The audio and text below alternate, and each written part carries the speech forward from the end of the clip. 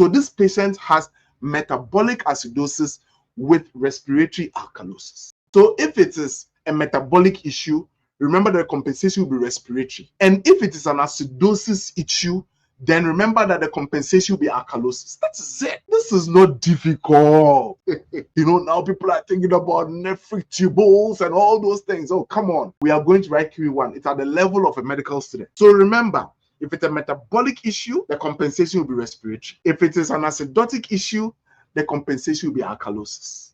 Simple. Let's go through this. pH 7.33. Therefore, is it an acidotic issue or an alkalotic issue? This is an acidosis issue. That's the first question. What's the direction of CO2?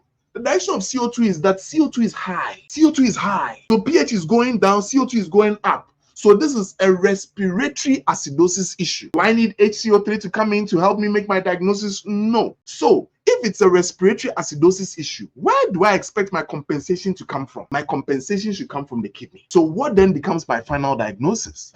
Let's work through it. pH is low. That's acidosis problem. CO2 is going up. So it is a respiratory acidosis problem. I don't need HCO3. I will not worry my head about that, right? Now, therefore, there is a respiratory acidosis problem. Now, where is the compensation going to come from? The problem is respiratory. Therefore, compensation will be metabolic.